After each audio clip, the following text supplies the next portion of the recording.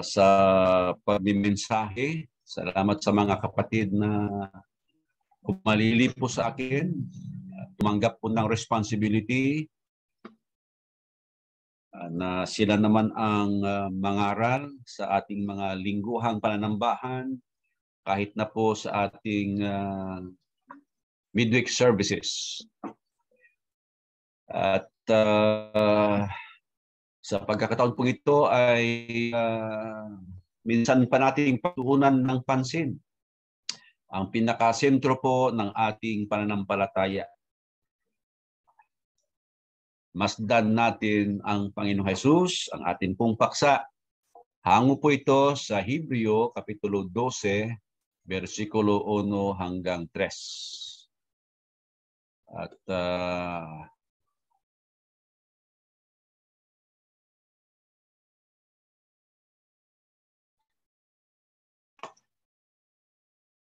tipong babasahin ang Hebreo Kapitulo 12, 1 hanggang 3.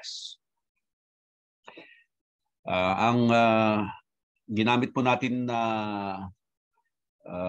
translation ay hindi po yung luma. Ito yung bago-bagong Tagalog. Medyo mababaw po, mas mababaw po yung Tagalog niya. Kaya nga, dahil napapaligiran tayo ng napakaraming saksi, tanggalin natin ang anumang balakid at ang kasalanang kumakapit sa atin, buong tiyaga tayong tumakbo sa takbuhing nasa ating harapan. Namasdan natin si Jesus na gumawa at sumakdal ng ating pananampalataya, na siya dahil sa kagalakan inilagay sa harapan niya ay nagtiis ng krus, naniwalang bahala ang kahihiyan at umupo sa kanan ng luklukan ng Diyos. Sapagat dinidilihin ninyo yaong nagtiis ng ngayong pagsalangsang ng mga makasalanan laban sa kanyang sarili, upang kayo huwag magsihina na manglupaypay sa inyong mga kaluluwa. Ito po ang mga talatang ito, magiging basyan po ng ating aralin ngayong umaga. At bago po tayo magpatuloy ay nais ko lamang pong banggitin na natutuwa tayo na makasama ang mga kapatiran, mga dating mga kabataan dyan po sa Las Piñas. Kasama po natin ngayon si Mek, nandyan, si Irene, nakita ko doon sa bahay nila Brother Phil. At sa ating live ay nakikita ko ang Sister Emily Simaka all the way from Davao. Doon sa tinatawag nilang isla. Ano nga bang isla yun? Nasa isla po sila ng Davao. So galing po siya sa Middle East, nagbakasyon, may kaunting suliranin ang kalusugan. Isama natin sa ating mga prayers at siya ay narito ngayon sa Pilipinas. So maraming mga concerns ang mga Kristiyano po ngayon. Hindi po tayo exempted sa mga suliranin ng ating mundo.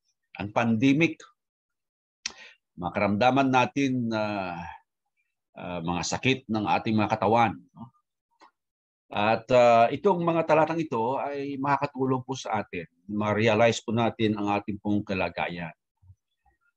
Sa kabila po ng lahat-lahat ng itong ating nararanasan ngayon, mayroon pong payo sa atin ang banal na aklat. Ang ating masdan ay ang ating Panginoong Hesus. Ang totoo po, tayong mga Kristiyano ay mayroong takbuhing sinasalihan. Kaya nga sabi ng sumulat ng Hebreo sa Kapitulo 12:2, habang tayo ay tumatakbo, sabi niya, ay masdan natin si Jesus. So unang katotohanan, mayroon po tayong takbuhing sinasalihan.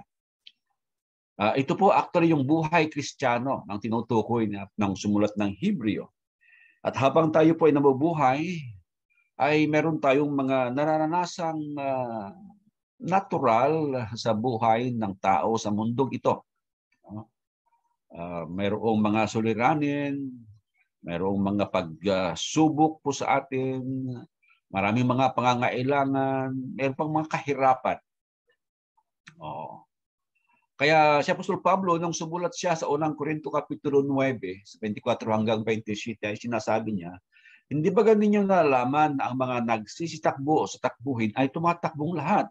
Ngunit iisa lamang ang tumatanggap ng gantimpala. Magsitakbo kayo ng gayon upang magsipagtamo kayo. At inulit niya na Sa versikulo 26, ako ay tumatakbo sa ganitong paraan.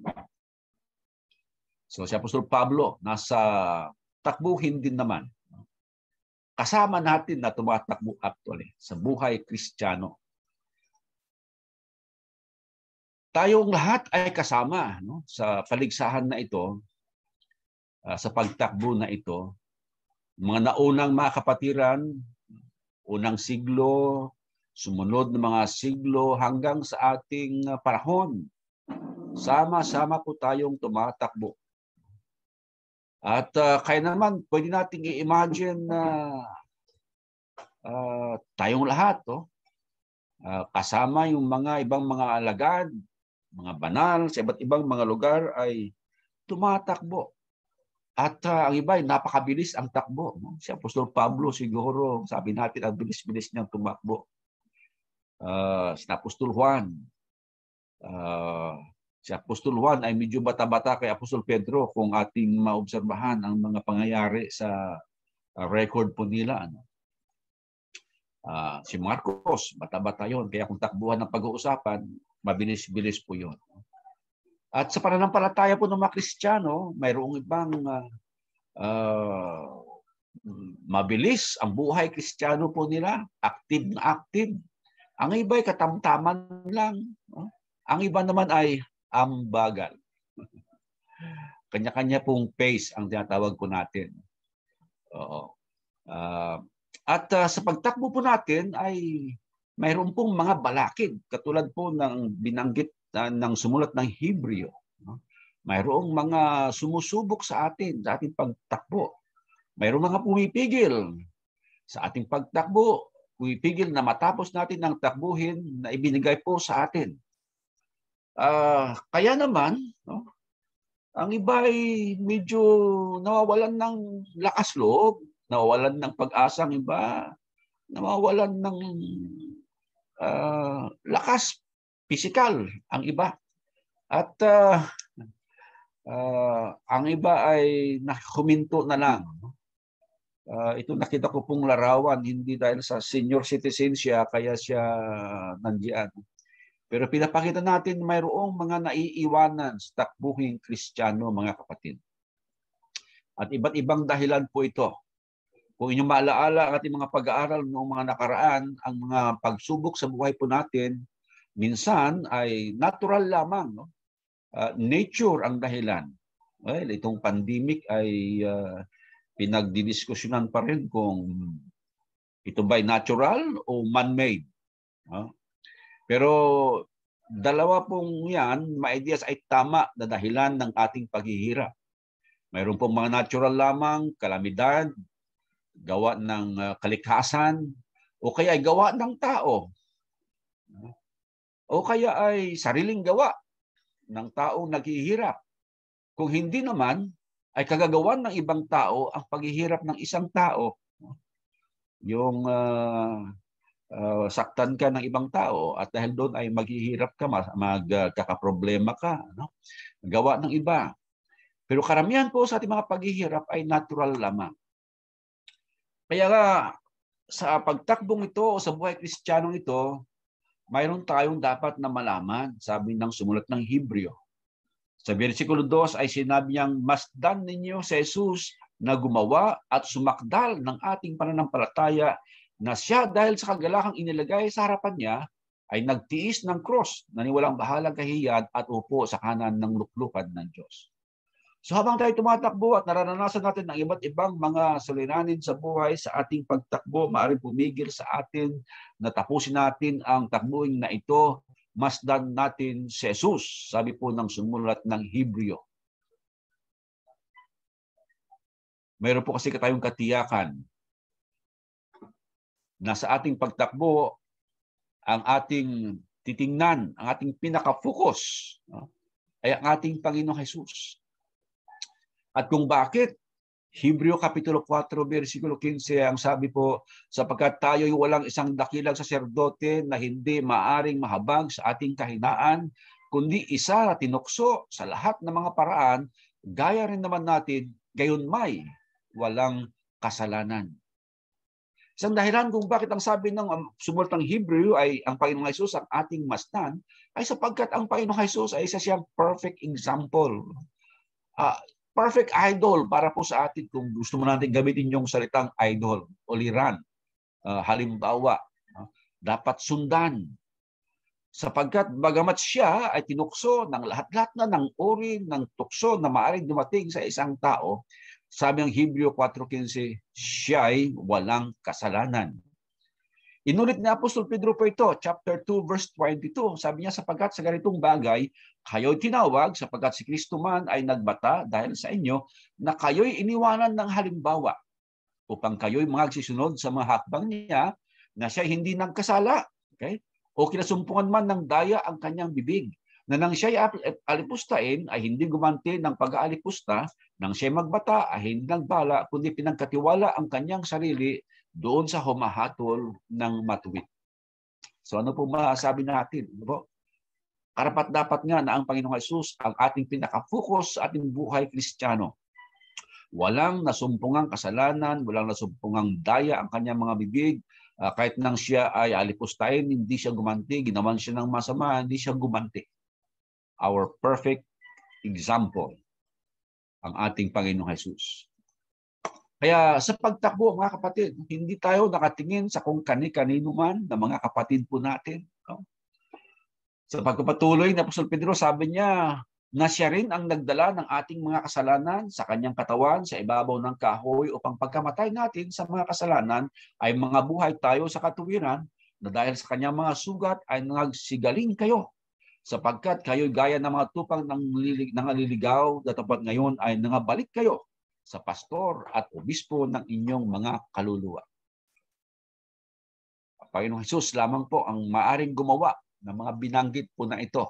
At hindi po ang sinumang kapatid. Ni ang mga kapatid man nangunguna sa iglesia, ni ang mga kapatid man natin na kilala sa pangalan dito sa buong mundo o sa buong bansa, hindi po sila ang nararapat nating tingnan. Bagamat, kung mayroong mga kapatid na katulad ni Apostol Pablo na makapagsabi, sinabi ni Apostol Pablo sa unang Korinto Kapitulo 11, versikulo 1, nagayahin ninyo ako katulad ng paggaya ko kay Kristo. Well, maaari pong exemption po yun. Kung mayroong kapatid na makapagsabi ng ganoon, ay maaari natin siyang tularan. Ganoon pa man sa katotohanan po ng buhay, ang isang kapatid ay katulad din naman natin na mayroong mga kahinaan na maaari pong maging dahilan ng kanyang pagkatisod, pagkahinto, pagkadapa.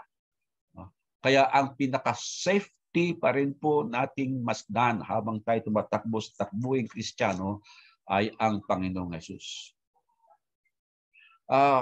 Sakali man na tayo ay madapa at totoo pong may possibility na tayo po ay madapa. Mamaya ay babasa tayo ng mga talata. Ang ating Panginoong Hesus ay maaari tayong itayo, alalayan, at nang tayo makarating po sa ating destinasyon. Ang larawang ito ay nakuha ko sa aking pag-research. Isang atleta ang napahinto sa kanyang pagtakbo at hindi niya kayang makarating doon sa finish line.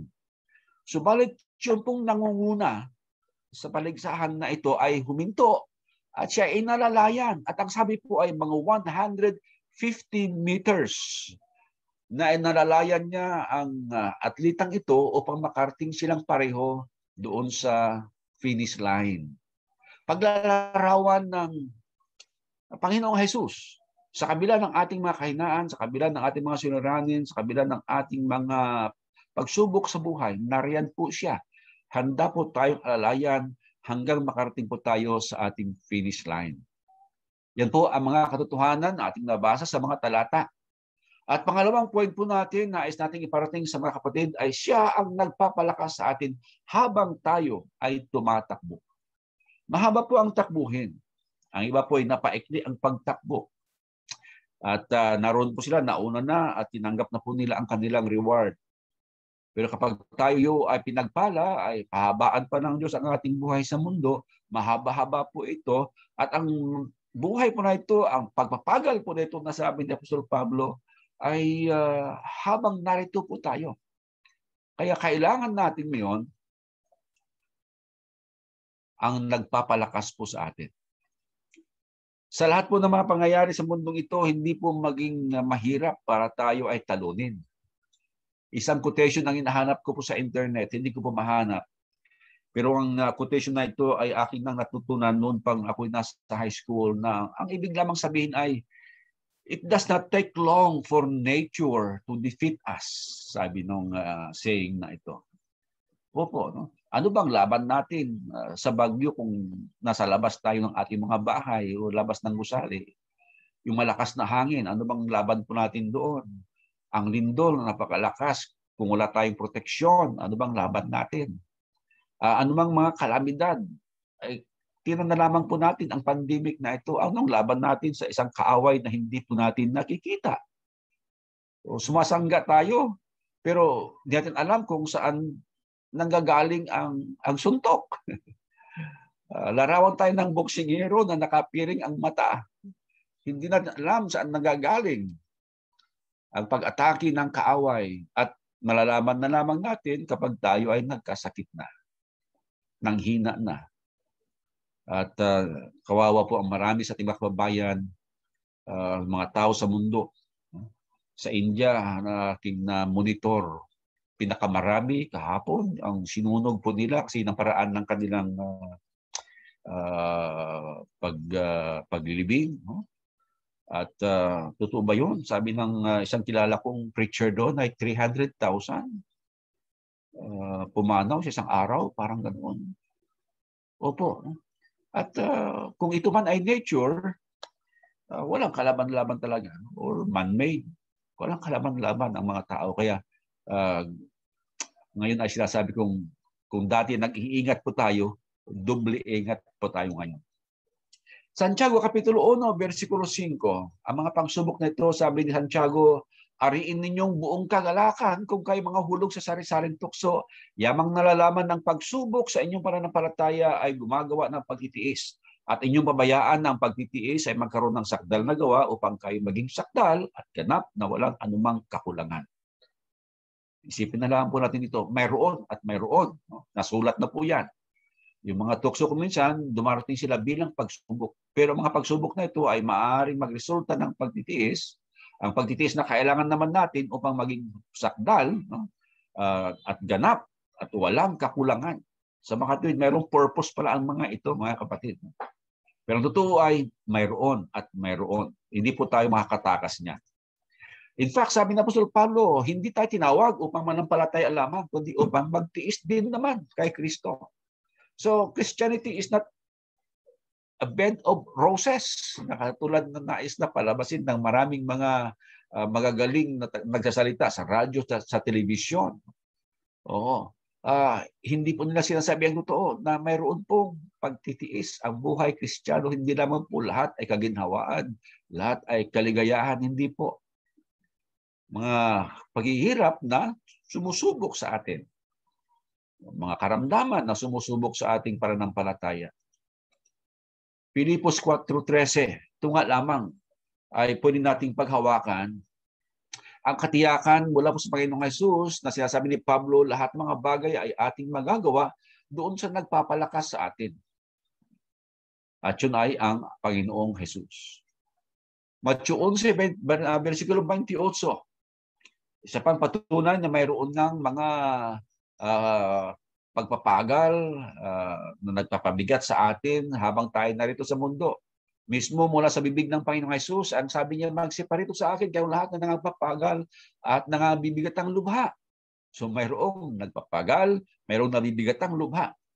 Subalit, may paanyaya ang Panginoong Hesus, sa Kanya tayo lumapit.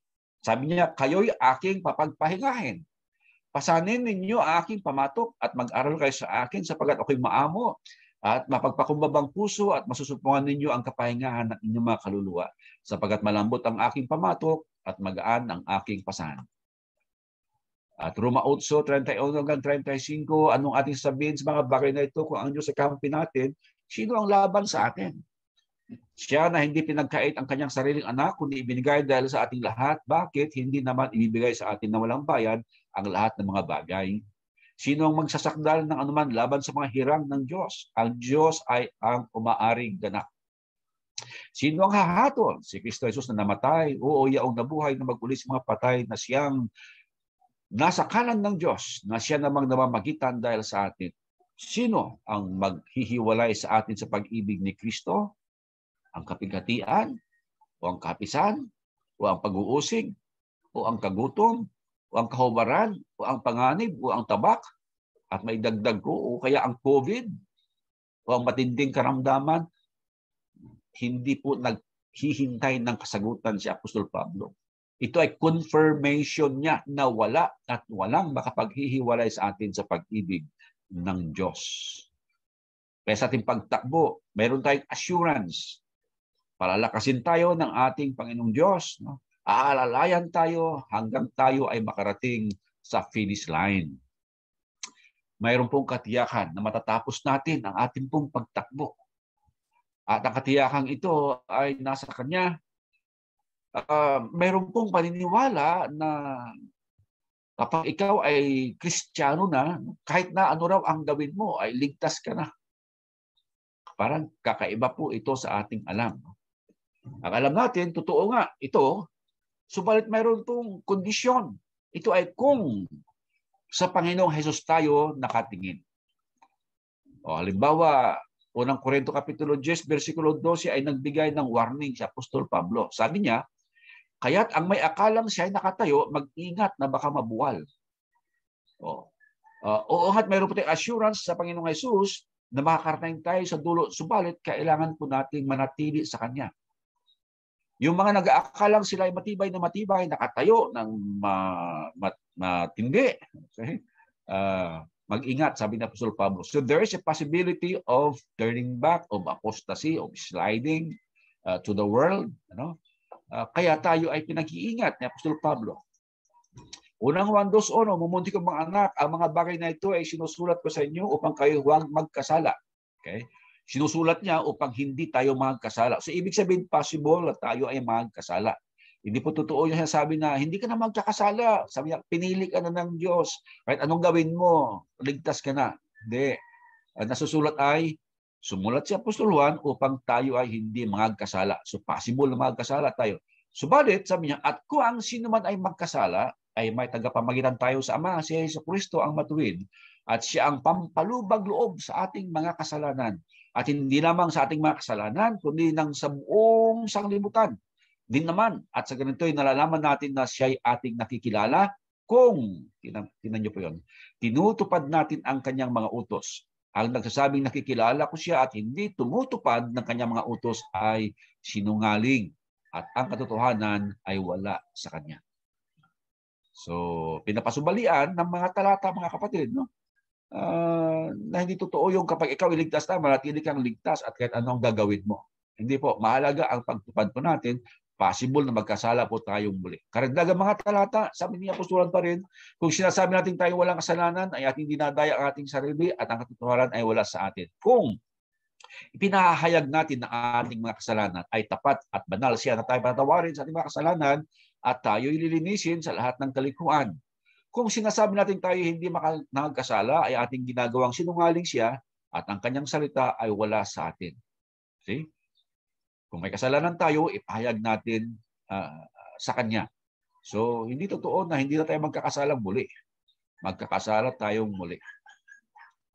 At sa Galatia 5:4 ay sinasabing, kayo hiwalay kay Kristo, kayong nangang-iibig na ariing ganap ng kautusan, nangahulog kayo mula sa biyaya. Mayroong mga Kristiyano po noon, nahulog sa biyaya. Bakit? Ang background po ng Galatia o aklat ng Galatia ay mga Kristiyano po ito sila, subalit gusto po nilang bumalik doon sa katuruan ng lumang tipan.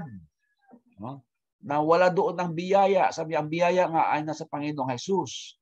Kaya yung mga nagnanais na magkaroon ng katuwiran sa lumang tipan, sabi ni Pablo na hulog sila sa biyaya. So hindi po totoo na mananatiling ligtas kahit anong gawin ng isang taong ligtas na o ng isang Kristiyano. At mayroon pong katotohanan na yung mga minsan ay naliwanagan at nakalasap ng kaloob ng kalangitan at mga nakabahagi ng Espiritu Santo at nakalasap na mabuting salita ng Diyos at ng mga kapangyarihan ng panahong darating at saka nahiwalay sa Diyos, ay di maaaring baguhin silang muli sa pagsisisi. Yamang kanilang ipinapapakong muli sa ganang kanilang sarili ang anak ng Diyos at inilalagay na muli siya sa hayag na kahihiyan.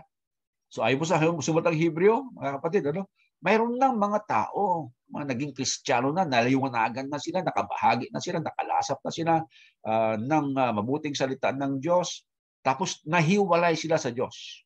See? Kaya katotohanan po, sa kabila ng lahat, sa ating pagtakbo ng buhay Kristiyano, napakalang possibility na tayo huminto. Mapagod na tayo at sabi natin tama na. Subalit ang totoo, ang nararapat, Hebreo Kapitulo 12:2, si Jesus ang ating tingnan sapagkat siya ang gumawa at sumakdal ng ating kaligtasan. He is the author and finisher of our faith.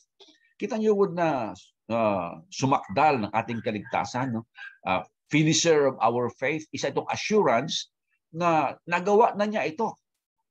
At tayo ay mag-a-avail na lamang, tatanggap na lamang ng assurance na ito na mula sa Kanya. Kaya kapag siya nga ang ating kakampi, mga kapatid, siya nga ating sinasamahan, tinututukan, nakafocus tayo sa Kanya habang tayo nabubuhay sa buhay Kristiyanong ito, tiyak na ang ating tagumpay. So in conclusion, maalala niyo si Apostol Pedro nung sila ay nandoon sa dagat at nakita nila ang Panginoong Jesus na naglalakad sa ibabaw ng dagat. Oo. Sabi ni Pedro sa Panginoong Jesus, parianin mo ako sa iyo sa ibabaw ng tubig. At sinabi sa kanya ng Panginoong Jesus, halika. At lumunsad si Pedro sa daong at lumakad sa ibabaw ng tubig upang pamuroon kay Jesus.